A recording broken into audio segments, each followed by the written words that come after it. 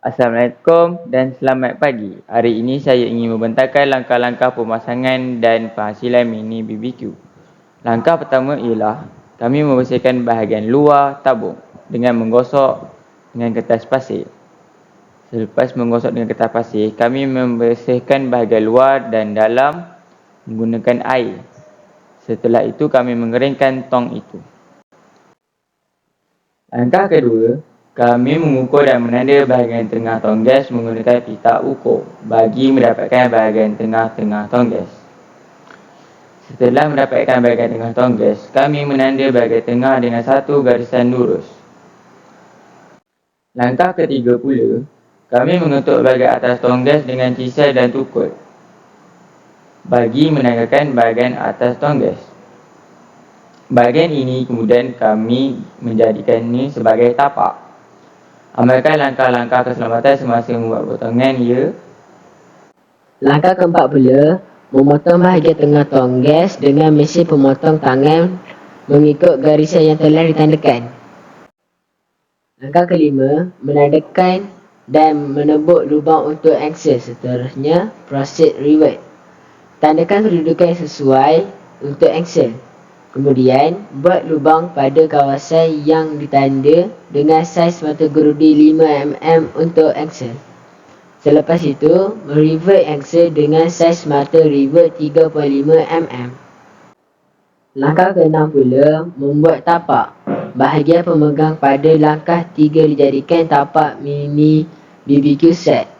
Kemudian melakukan proses kimpalan MIG untuk disambung ke bahagian bawah tong gas. Langkah ketujuh pula, membuat pemegang mini BBQ set menggunakan besi segi 4 hollow.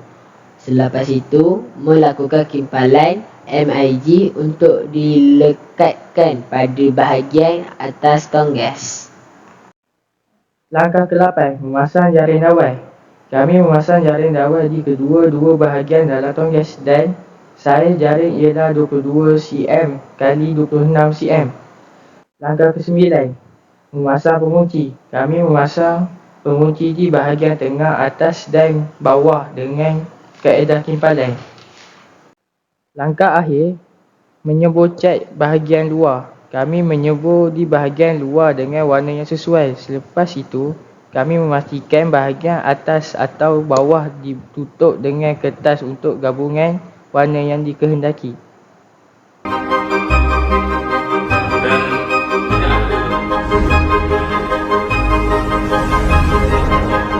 Assalamualaikum dan salam sejahtera.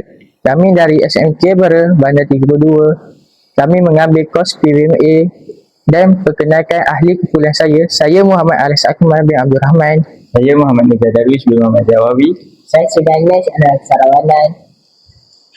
Ini adalah hasil projek inovasi kami yang dinamakan Mini BBQ Set menggunakan tong gas penyaman udara.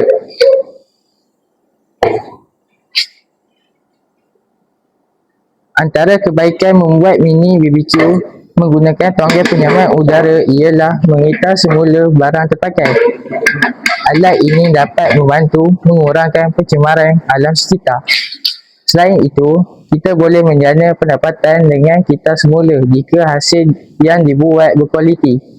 Kesimpulannya, projek ini berjaya disiapkan hasil kerjasama ahli kumpulan dan memberi kita pengalaman dalam penggunaan alatan serta kemahiran kerja bengket. Sekian, terima kasih.